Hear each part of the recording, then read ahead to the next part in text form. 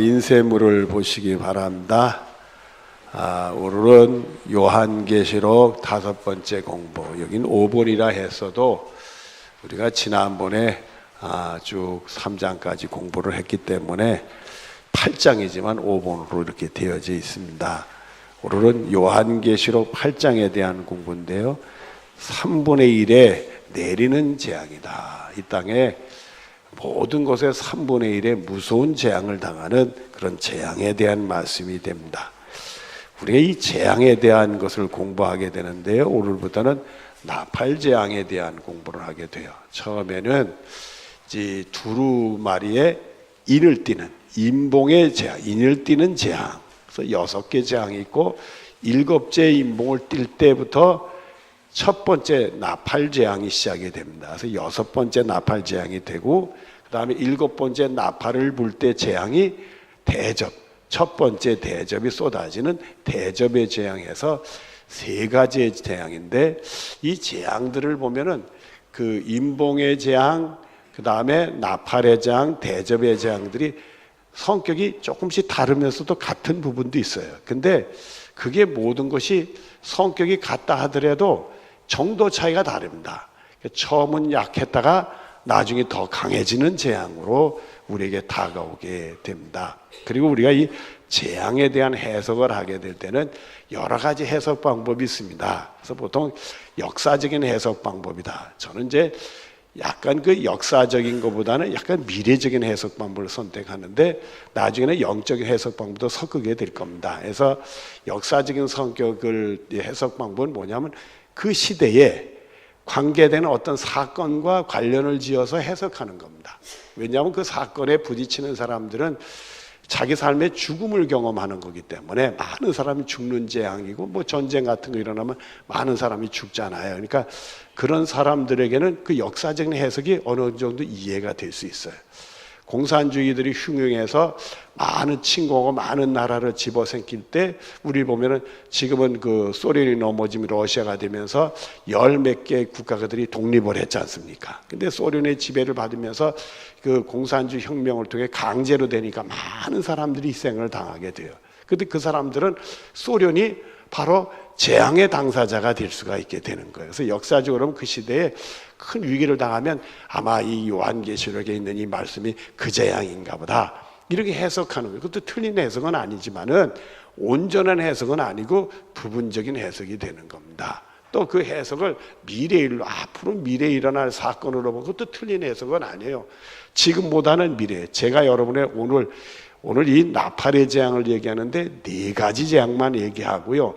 9장에 가면 나머지 그 다음에 5번째, 6번째 재앙 넘어가고 그 다음에 넘어가면 7 나팔할 때 7 나팔에 대한 재앙이 또 이렇게 대접에 대한 재앙이 또 나오게 되니까 그건 나중에서 하고 다음 주 같은 경우는 영적인 해석이 더 강하게 나타나게 재앙의 성격이 그렇습니다.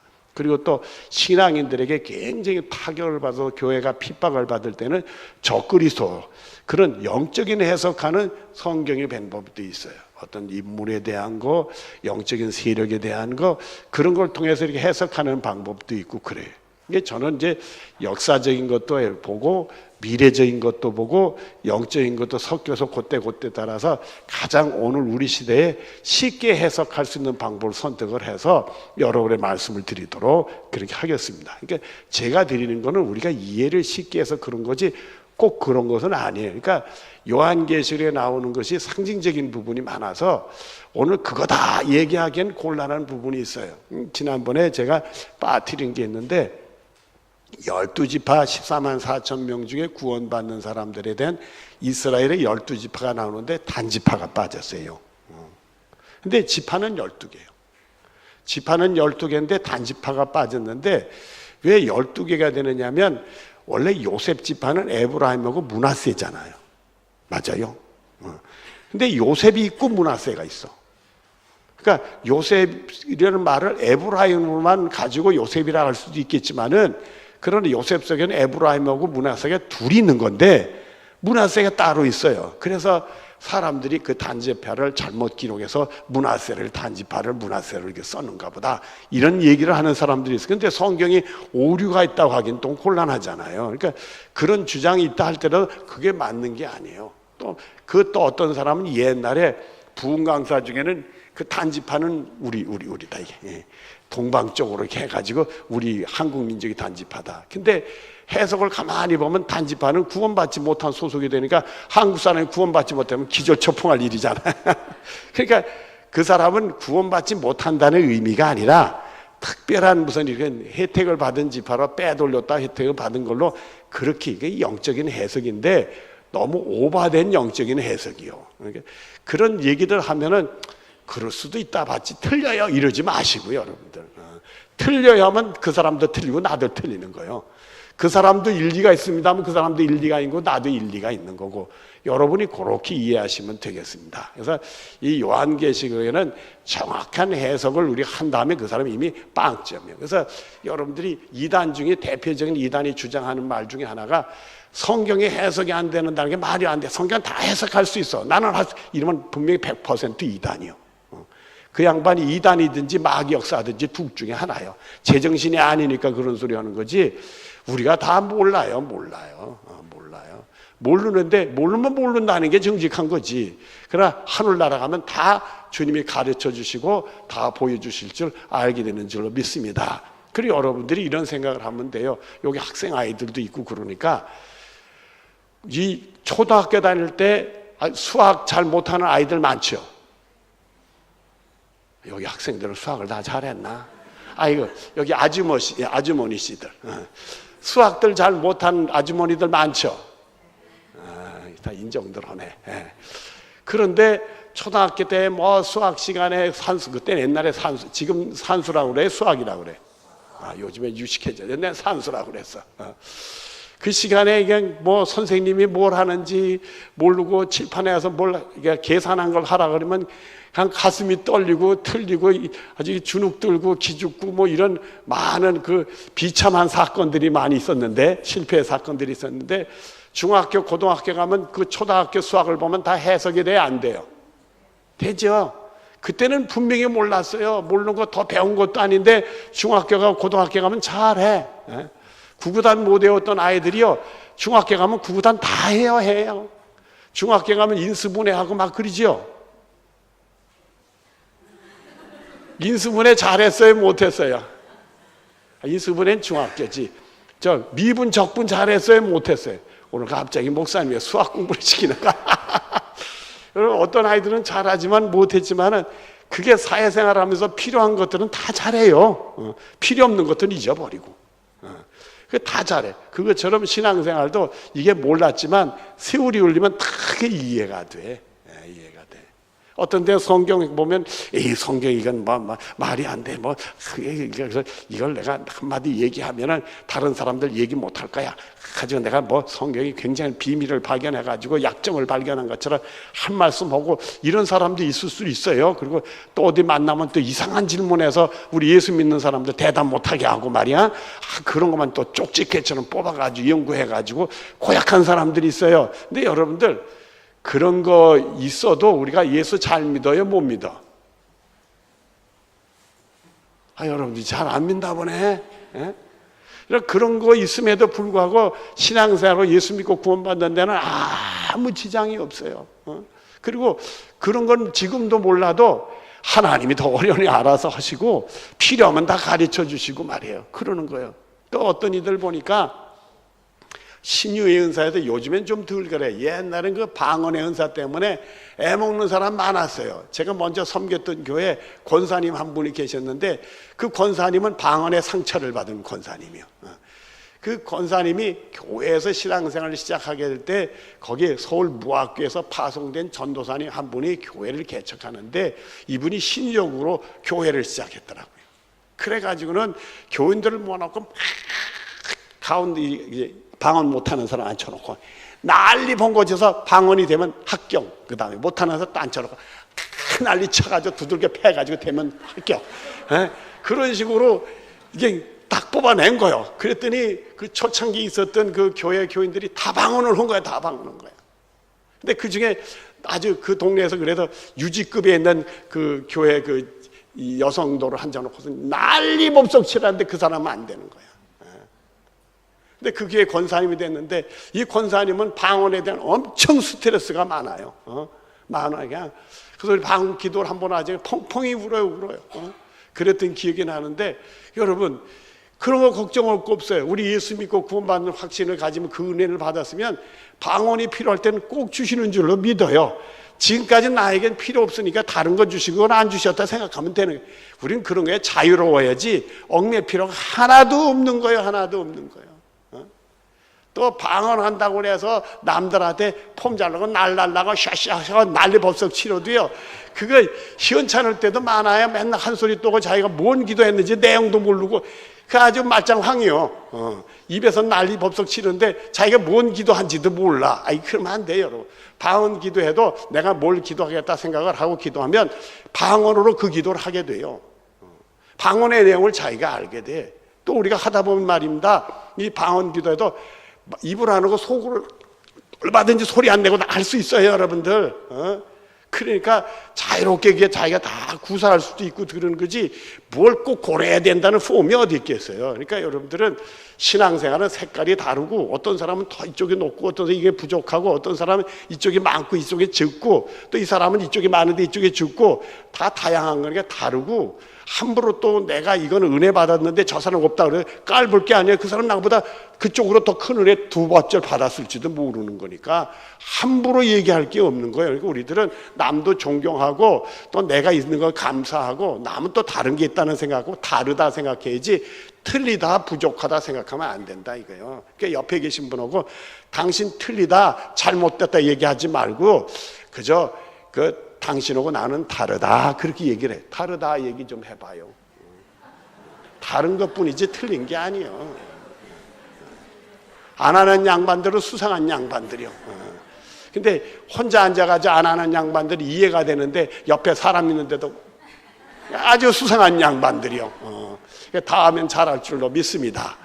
이럴 때 괜히 내가 오늘 그냥 딴 생각하느라고 못했는데 목사님 꼭 집어가지고 요럴 때 얘기해가지고 사람을 난처하게 아이고 이게 수요예배 이게 이런 못 나오게 이런 생각하면 안 돼.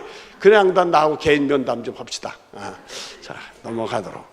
그러니까 이 성경 요한계시를 해석하는데 오늘 제가 여러분에게 해드리는 거는 우리 시대에 여러분들이 이해하기 가장 쉽게 여러분 해석을 해주는 거니까 그렇게 이해를 하셔라 그 말씀을 드리는 겁니다. 그래서 우리가 역사적인 해석, 영적인 해석, 미래적인 해석도 있지만은 그걸 섞어가지고 가장 우리가 쉽게 적절하게 여러분 해드릴 테니까 여러분들 염려하지 말고 들으시고 제가 해드린 것도 일리 있는 얘기고 옳은 얘기지만 다는 아니라는 것도 생각하시고 들으시면 된다 그 말씀을 드리는 겁니다. 자 오늘 8장입니다.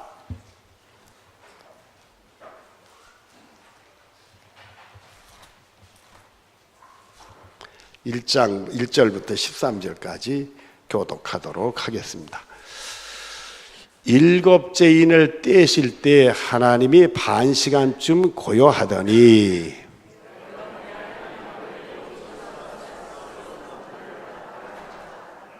또 다른 천사가 와서 제단 곁에 서서 금 향로를 가지고 많은 향을 받았으니 이는 모든 성도의 기도와 합하여 보좌 앞 금 제단에 드리고자 함이라.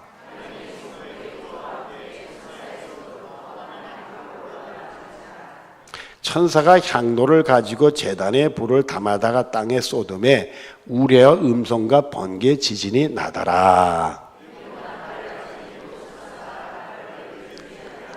첫째 천사가 나팔을 부니 피 섞인 우박과 불이 나와서 땅에 쏟아짐에 땅의 3분의 1이 타버리고 수풀의 3분의 1도 타버리고 각종 푸른 풀도 타버렸더라.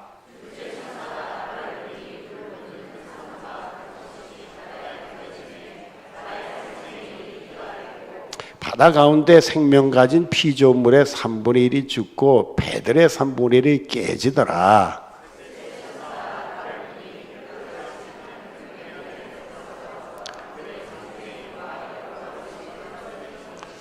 이 별 이름은 쓴 쑥이라 물의 3분의 1이 쓴 쑥이 되매 그 물이 쓴 물이 되므로 많은 사람이 죽더라.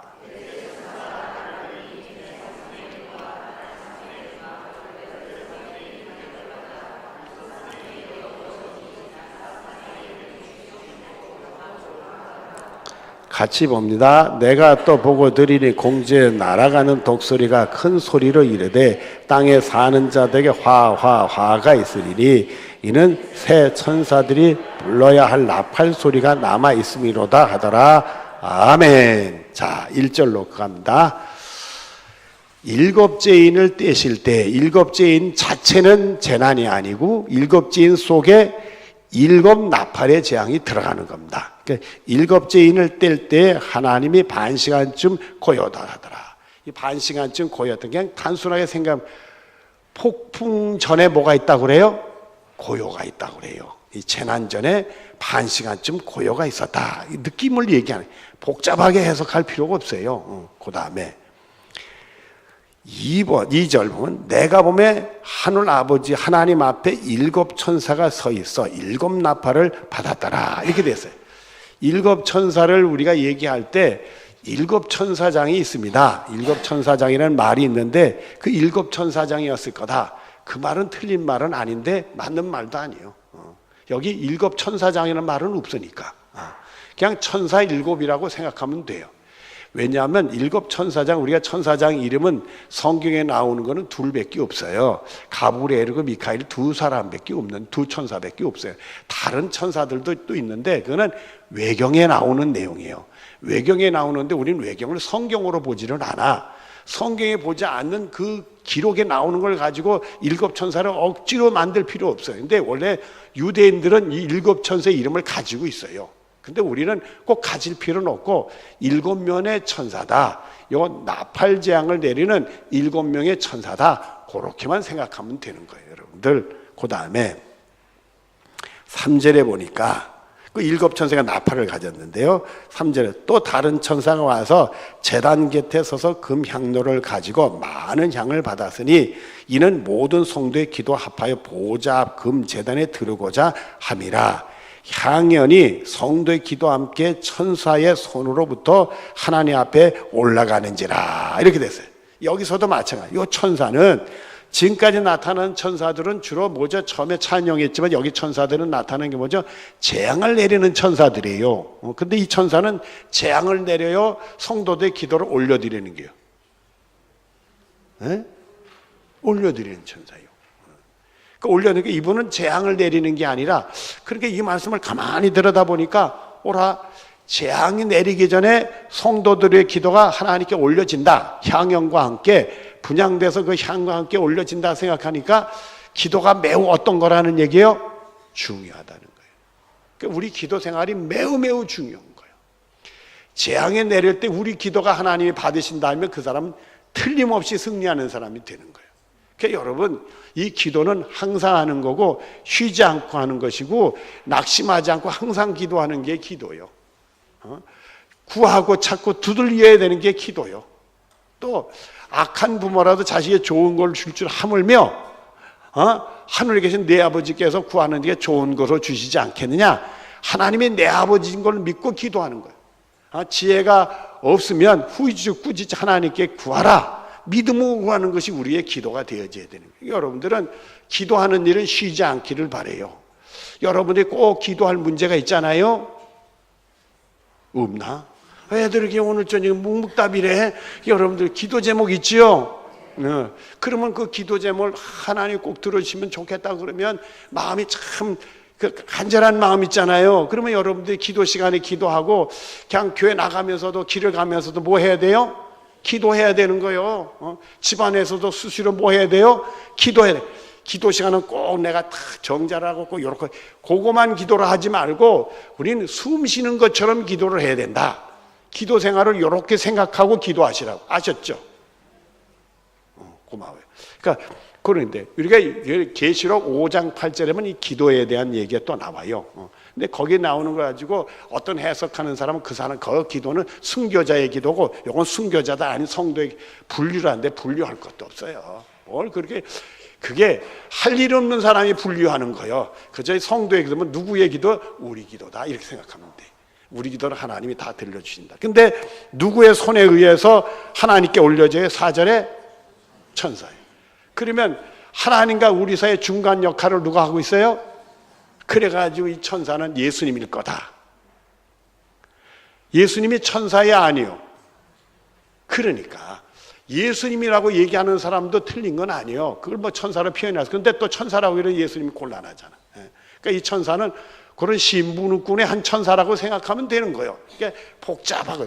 그래서 연구하는 사람은 이 천사가 누굴까 하고 밤새도록 1년 연구하는 사람이 있어.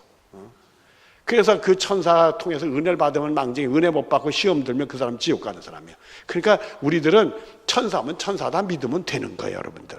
자, 그 다음에 넘어가십시다. 5절에 천사가 향로를 가지고 7 천사들입니다. 제단 불을 탐하다 땅에 쏟음에.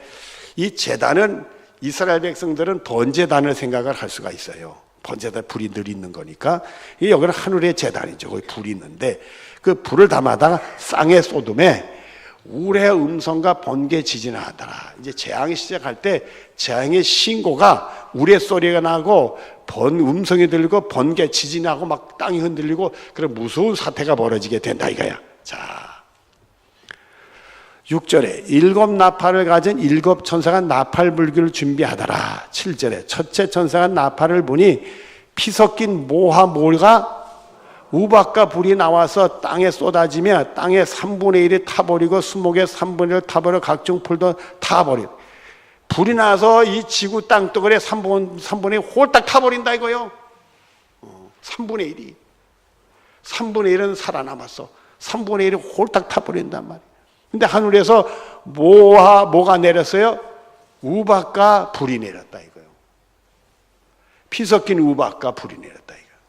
그러니까 이 현상을 우리가 뭐라고 얘기할까요? 여기 보니까 하나님이 그 이스라엘 백성들을 애굽에서 출애굽시키기 전에 10가지 재앙에 보면 거기서 뭐 우박이 내리고 뭐 붉은 뭐 이거 피가 되고 물이 뭐 이런 거 비슷한 내용이 나오잖아요. 그러니까 하나님의 분명한 재앙인데 우리가 쉽게 생각하면 사방에 화산이 터지면 화산에서 불꽃 같은 게 올라가지고 얼음덩어리 그 다음에 저기 돌덩어리들이 불덩이 떨어지면 다 불이 타도록 돼 있어요, 여러분들. 그렇게 생각하면 간단한 거예요. 수많은 화산들이 터져서 지구의 3분의 1이 다 불타서 없어진다.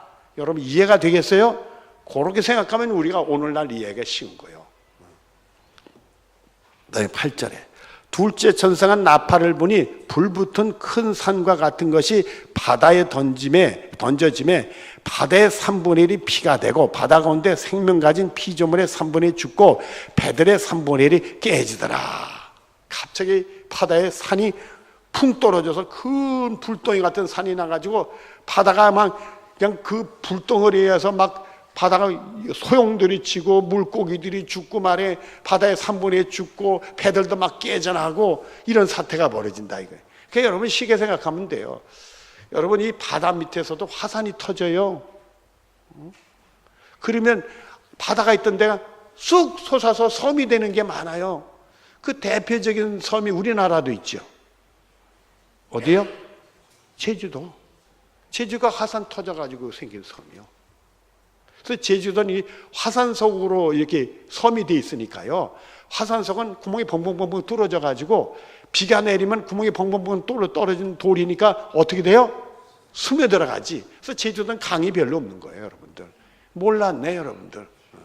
강이 별로 없어요. 일본도 그런 나라가 돼서 강이 별로 없어요. 다 스며들어 하니까. 강이 있어도 찌지해. 그리고 제주도 강들은요, 조심해야 돼요. 그게 도시 끼고 나오는 강이면 거기에 무슨 물이 섞인 거요? 오물이 섞이지. 하수구 나오는 오물 같은 섞인 거지. 그러니까 그 물 시원하다고 그러진 마시고요. 먼밭에서나 구경하는 거예요. 제주도는 그래가서 스며들어 갔다가 이 위에서 산에서부터 물이 땅으로 막 스며들었던 물이 그 다음에 바닷물하고 딱 그 지하수가 부딪히면서 바다도 물이니까 바다로 들어갔으니까 솟구치는 물이 있어요. 그걸 무슨 수라고 얘기해요? 용천수. 제주도는 용천수가 많아요. 바닷가에 가면 굉장히 시원한 단물이 콱콱콱 솟아나는 용천수가 많아. 그랬다 몰랐지 또.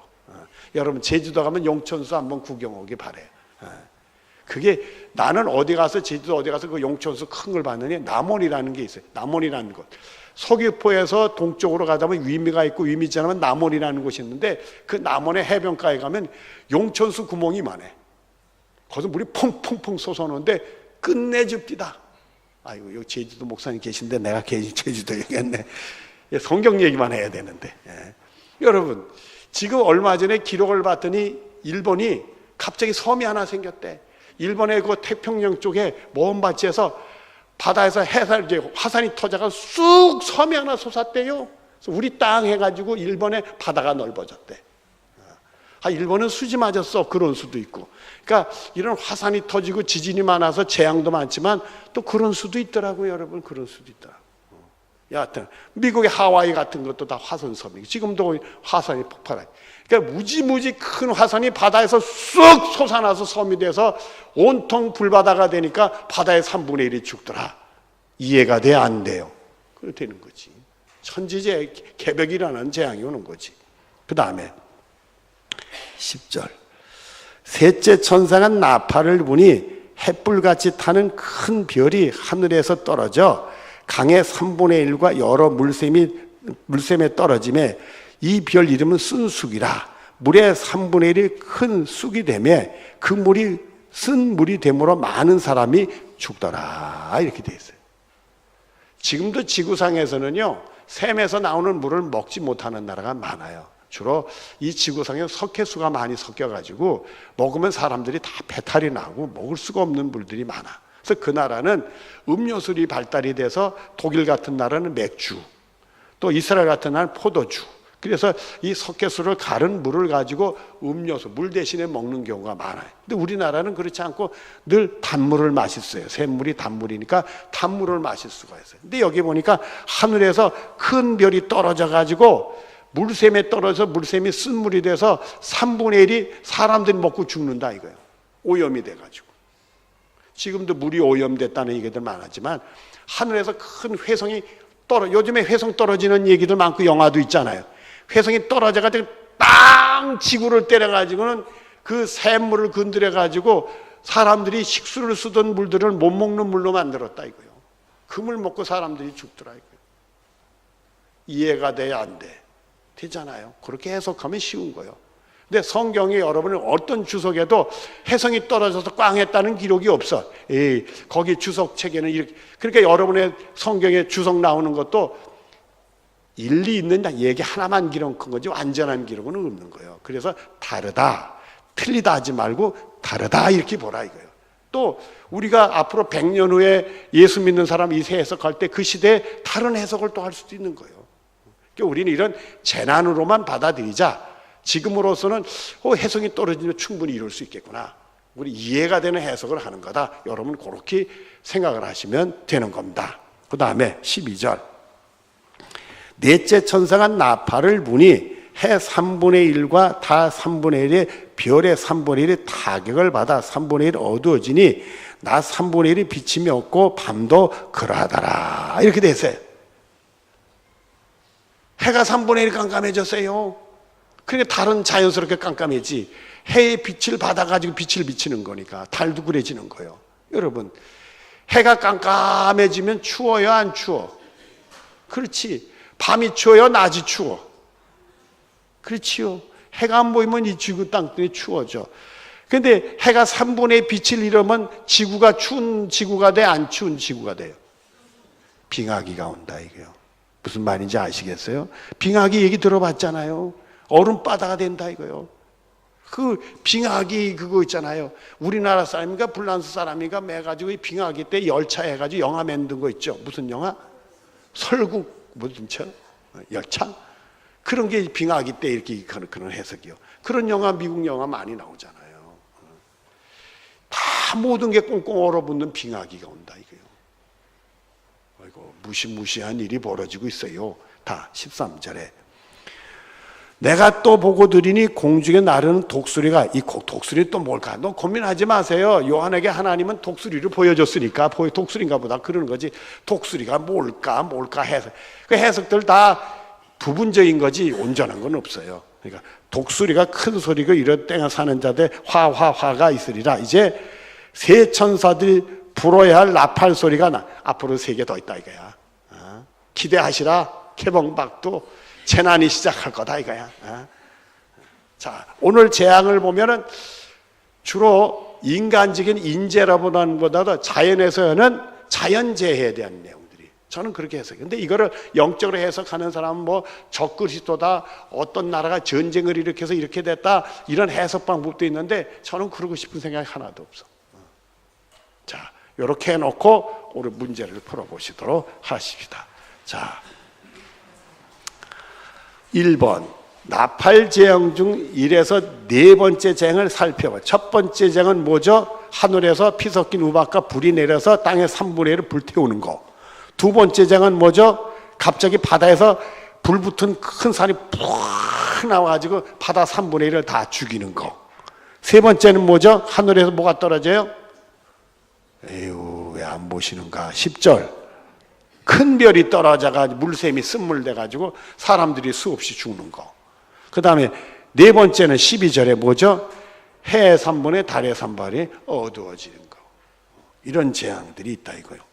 그 다음에 2번 계시록 6장 17절과 8장 1절을 연결해보고 7째 인을 떼기 전에 나타나는 현상을 살펴보기. 6장 17절을 보십시다. 그들의 진노의 큰 날이 이르렀으니 누가 능히 서리요 하리라 하고 8장 1절에 맞죠? 7째 인을 떼줄 때 하나님의 반시간치 고요하더라. 재앙에 대해 기대하시라 했다가 재앙 내리기 전에 고요했다 이거예요. 그리 반시간일까? 반년일까? 아니면 100년의 반 50년일까? 그건 모르지. 그러니까 요한이 볼 때는 반시간으로 본 거예요. 천년이 하루 같을 수도 있는 거니까 우리가 함부로 얘기하지 말자고요. 시간도. 그러니까 어느 시점이 되면 하나님이 이 나팔 재앙을 내다 많은 재앙이 있다가 나팔 재앙 내릴 때는 조용하고 찬잔한 시기도 있다니. 여러분 평화롭다고 너무 과신하지 마세요. 안전하다 평화로울 때 우리는 뭘 열심히 해야 돼요? 기도 열심히 해야지. 아셨죠? 이러고도 새벽기도 안 나온다. 하여튼 배가 튼튼한 양반들이요. 자, 넘어가십시다. 3번 계시록 8장에 나오는 재앙과 6장에 나오는 재앙을 비교사. 이건 복잡한데 6장에 나오는 재앙은요 정복자가 나와서 이기는 거. 6장에 그런 게 나와요. 두 번째는 전쟁이 일어나는 붉은 말.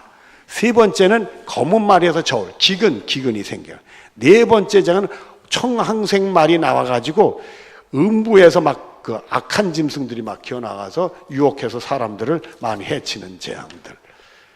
이런 걸 보면 첫 번째 재앙, 6장에 나오는 재앙은 인재에 대한 내용이야. 사람에 의해서 내오는 재앙인데 이 8장에 나오는 자연에서 내오는 그런 재앙에 대한 말씀들이다. 그 다음에 2번 이해하기. 천사들이 들고 서 있는 금 향로에 무엇이 들어 있습니까? 무엇이 들어 있죠? 기도, 성도들의 기도. 참 이 재앙 내리 중에 성도의 기도가 하나님께 올려진다는 게 대단한 거예요. 우리가 부족해도요, 우리가 기도 잘못해도 우리 기도는 하나님이 꼭 듣는다 생각하시고, 정말 내가 기도한 건 이 순간에 응답이 안 돼도 하나님이 꼭 역사한다. 이 믿음을 가지고 우리는 기도 열심히 해야 돼요. 아셨죠? 대답이 시원치 않으니까 왜 아직 안 끝나나 그러는 것 같으니까 옆 사람하고 또 말을 시켜야 돼요. 우리 기도 열심히 합시다. 교회에서도 하고 집에서도 합시다. 길에서도 합시다. 자, 그 다음에 2번 첫째 나팔 재앙은 어떤 재앙인가? 첫 번째 나팔 재앙은 어떤 거죠? 피 섞인 우박과 불이 쏟아 3분의 1을 땅에 3분의 1을 후딱 태워버리는 불의 재앙이죠. 그 다음에 3번 둘째 셋째 재앙은 어떤 재앙? 둘째는 뭐죠? 바다의 크면 바다가 3분의 1이 죽는 거. 세 번째는 뭐죠? 하늘의 별이 뚝 떨어져 가지고 물샘이 다 쓴물이 돼 가지고 사람들이 수없이 죽는, 그물 먹고 죽는 거. 제가요 요즘에 보는 책이 있어요. 재밌게 보는 책 중에 하나가 뭐냐면 버섯책을 봐요. 제가 하여튼 목사님은 하여튼 부잡해 해프는 또 버섯책은 또 왜 보는지, 아유 뭘 먹는 책인가, 뭘 이제 독책 했더니 제가 가지고 있는 책이 우리 교회 권사님이 한 분이 갖다 준 책이에요. 그래가지고 그걸 내가 이렇게 열심히 보는데 외국 버섯까지 다 갖다 놔가지고 내가 헷갈려. 산에 내가 무슨 버섯이 있는지도 다 모르는 판에 크게 했어요. 그랬더니요 우리나라 버섯들은요 모르는 건 아예 손대지 말래요. 주로 땅에 있는 버섯은 먹는 게 몇 개 없대요. 주로 나무에 있는 버섯이 먹는 게 더 많은데 똑같아도 한 놈은 먹으면 죽는 거, 한 놈은 먹으면 괜찮은 것이 있어요. 그러니까 우리 눈에는 몰라. 그러니까 버섯은 손대지 않는 게 현명하시오. 여러분들은 하나님의 말씀만 손대지 절대 버섯은 손대지 마시오. 버섯 중에 어떤 강한 놈은요 맨손으로 잡기만 해도 손이 짓물리는 버섯이 있어. 무시무시한 버섯이 있어. 그러니까 함부로 버섯은 뭐 하지 마라? 손대지 마라. 그 여러분들이 시중에 먹는 버섯도요 날로 먹어서도 괜찮은 버섯이 있어요. 그렇지만은 꼭 데치거나 끓여야서 먹어야 되는 버섯이 있어. 그런 버섯은 약간의 독이 있다는 거예요. 여러분 나물도 그래요. 고사리가 독이 있을까요, 없을까요? 이런 말 할 때 벌써 여러분 감 탁 잡네. 고사리도 독이 있어. 고사리는 절대 날로 먹으면 안 되는 거예요. 날로 먹어서 금방 죽지는 않아요. 설사만 하지. 큰 독은 아니니까. 근데 데쳐서 먹을 때 끓인 물은 꼭 버려야 돼.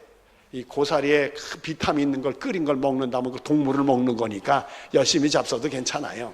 근데 그건 꼭 버리고 먹는 거예요. 그래서 이렇게 쌈으로 먹는 나물들은 독이 없다는 거예요. 그러니까 옛날 어른들이 한 거 외에는 절대 우리는 손대면 안 된다 이거야. 자, 통과. 그 다음 들어가십시다. 네 번째 재앙은 어떤 재앙인가? 해와 달이 어두워짐. 저는 그래서 이게 추위가 오면서 이 지구에 빙하기가 오지 않겠는가, 그런 얘기 드렸어요. 근데 저는 그렇게 해석하는데 어떤 책에도 빙하기라는 해석하는 책은 없어. 근데 빙하기라고 해놓고 요거 말씀을 드리니까 내 말이 맞아. 근데 5번 나팔 재앙에서 왜 3분의 2 희생을 강조하고 한다고 생각? 3분의 1은 남겨놨다 이거야. 정신 차려라. 그래서 우리가 이 전천년설에는 구원받는 사람들이 이 심판이 있기 전에 구원을 받는다. 하늘에 휴거돼서 하나님 예수님과 혼인잔치하는 구원을 받는다는 그게 있고, 또 땅에서 심판을 받았는데 예수님 재림하는 그 시점에 회개하고 돌아온 사람 또 구원한다. 그런 학설이 있어요. 그래서 우리가 그 두 번째 학설을 가지고 이걸 보면 아직도 3분의 1을 남겨놨다는 얘기는 뭐요? 기회를 줬다 이거예요. 기회를 줬다. 우리 주님은 끝까지 기회를 주신다 이게. 회개하고 돌아오라 기회를 주신다 이게. 하나님 뜻은 무엇이라 생각하며 독수리 외치면 무엇을 암시하나요? 하나님 뜻은 기회를 주시는 거고, 독수리 화로다 아직 3개가 더 있다. 겁을 팍 주잖아요 독수리가. 겁을 팍 주는데 정신 차리고 빨리 돌아오라 이거지. 다음에 적용하기 1번 재앙이 보다 점점 강해지고 생명은 더욱 위협한다 생각되어집니다. 준비한 우리의 삶의 태도는 이야기해봅시다. 여러분들 하나님께 죄진 거 있으면 얼른 회개하시고요. 그리고 믿음 생활 좀 잘 하시고요. 교회도 좀 열심히 잘 나오시고, 수요일날 나오신 분들한테 이런 얘기하면 안 되지. 주일날 나올 양반들한테는 더 얘기해야지. 주일만 딱 나오고 신앙생활을 했다 이러면 너무 약해. 우리는 모이기를 패해야 돼요, 모이기를 열심히 해야 돼요? 그렇지. 그리고 우리는 열심히 교회 나와서 예배도 잘 드리고 신앙생활도 잘해야 돼. 그 다음에 2번 우리는 이 시대에 복음 전환 일에 얼마나 관심이 있어야 하며 그 부분의 행동에 어떻게 옮겨질 것을 나눠봅시다. 여러분들, 그러니까 한 영혼이라도 또 예수 믿고 구원받게 되니까 전도 열심히 하라고요. 오늘부터라도 주여 나도 전도하게 해주시옵소서. 그리고 기도하다가 내가 누구를 전도해야 돼. 이게 집안 식구든지 아니면 이웃든지 친구든지 떠오르면 주여 그 영혼이 꼭 예수 믿게 해주시고 나한테 전도할 기회를 주세요. 이렇게 기도 열심히 했다가 꼭 전도할 수 있는 기회를 얻으시는 그런 축복이 있어지기를 바랍니다. 아셨죠? 됐습니다. 기도하십시다. 하나님, 계시록을 공부하며 느끼는 것은 하나님의 심판은 꼭 있고 그 심판은 처음보다 나중에 더 강해지고 무서운 심판으로 바뀌고 거기서 우리가 빠져나갈 수 없는 것을 느끼게 합니다. 주여, 오늘 우리가 믿음을 다시 새롭게 하고 결단하게 하시고 정말 바른 길을 가게 하시옵소서. 하나님 제대로 믿게 하시고 예수 믿고 승리할 수 있도록 복을 내려 주시옵소서. 예수님의 이름으로 기도드리옵나이다. 아멘.